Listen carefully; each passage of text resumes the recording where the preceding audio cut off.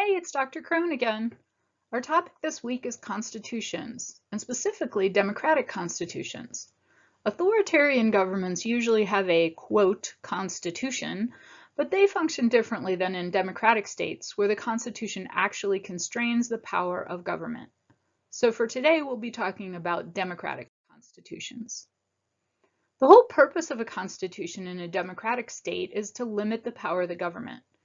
Enlightenment philosophers such as Locke, Hobbes, and Rousseau conceived of democracy as a social contract, an agreement between the government and the governed.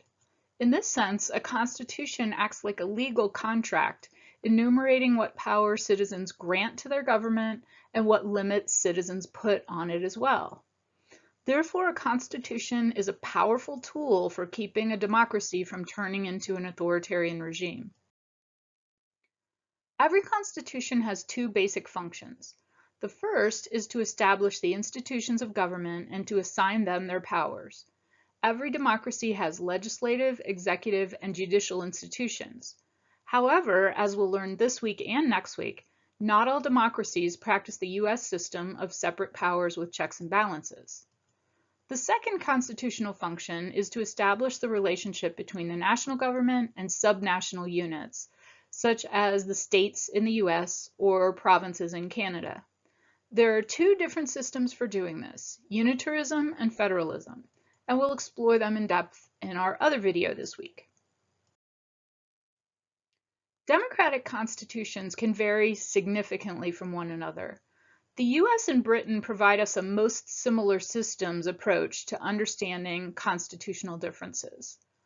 The US and Britain are both stable, consolidated democracies with high levels of freedom and strong limits on government power.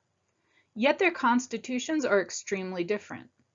The US has a single constitutional document. It was the first written constitution, and it's also what scholars call a rigid constitution, meaning it's very difficult to amend. The British Constitution, on the other hand, is not a single written document. Rather, it consists of laws and written documents going back to 1215, and it also contains various unwritten legal customs and precedents. Some students call the British Constitution unwritten, but that's not an entirely accurate term. Scholars prefer the term uncodified. The British Constitution is extremely flexible, and in this way, it is the opposite of the US Constitution. Changing the British Constitution requires only an act of Parliament. We can look back at the historical motivations for these two constitutions to attempt to understand the roots of their differences. The US Constitution was written in the context of the post-Revolutionary War era and the failure of the country's first constitution, the Articles of Confederation. That had created a very weak and ineffective national government. So the US framers had two goals. The first was to give the government enough power to hold the Union together and do all the things that the first government was too weak to do, such as coordinate national defense and the economy. But there was great fear among the individual states of the national government becoming overly powerful. The second goal was to limit the extent of citizen participation. They wanted to allow democracy, but not too much of it. The framers, especially the Federalists led by Madison and Hamilton, were extremely concerned that a mob mentality would follow from too much power to the people. Too much democracy, they feared, would lead to class warfare, such as was happening during the French Revolution, threatening their status as property-holding elites. That's why the Constitution requires indirect election of the president via the Electoral College. It also required election of US Senate by state legislatures. And that was true until the 17th Amendment passed in 1913 required direct election of the Senate in all states. The rigidity of the US Constitution reflects the framers' fear and distrust of citizens and the state's fear of a national government. Making the Constitution hard to amend was seen as a safeguard against both of these concerns. The British Constitution, on the other hand, was forged over a period of at least 400 years and was motivated by two interrelated goals, both of which had to do with limiting the power of the monarchy. The first goal was to limit the monarchy by widening the group of power holders in the state. This was initiated in 1215 when the Magna Carta Agreement forced the British king to share power with powerful lords who controlled certain geographical regions of the country. Over time, power sharing expanded to the middle class by the 16th and 17th centuries, and then finally to all citizens, including the working class and poor, by the mid-1900s. The second British goal was to limit the monarchy by making the legislature, or the British Parliament, more powerful. The first British Parliament was convened as early as 1300. Over time, Parliament gained more power, and eventually, in 1703, Britain established full parliamentary supremacy over the monarch. This created the first modern constitutional monarchy. The flexibility of the British Constitution reflects its long, rich history of slow democratization, rather than a fear of national power and instability, as in the US.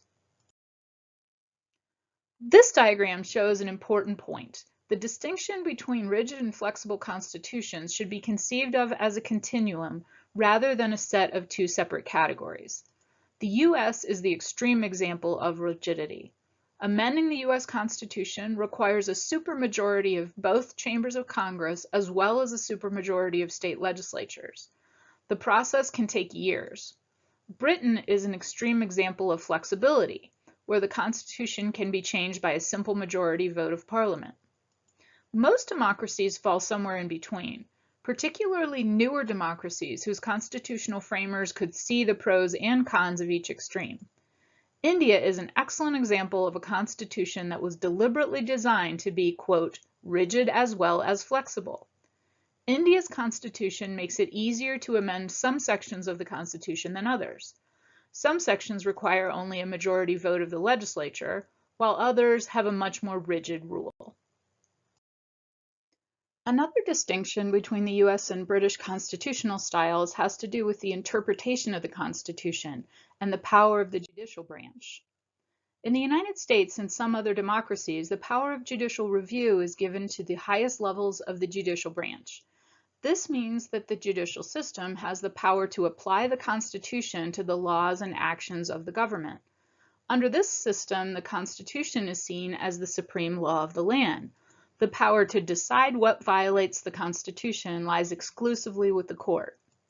This gives the Supreme Court tremendous power and influence over politics in these countries because their actions can overturn laws and executive branch actions.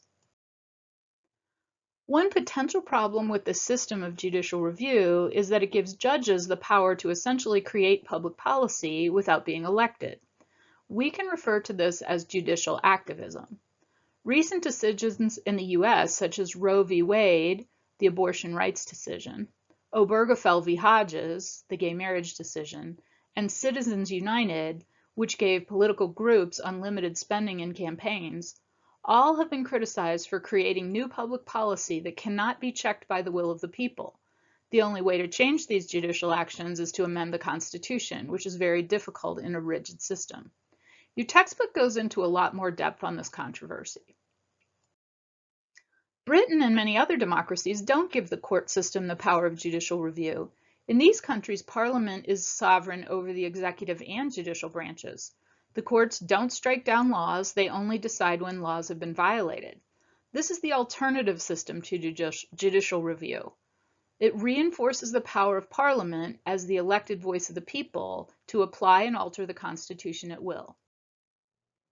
For your discussion board this week, jump into a side in this controversy. Which system do you like best? Why? Use information from the video in the textbook, especially from the United Kingdom case study, to support your answer. That's all for this video. Good luck with your work this week.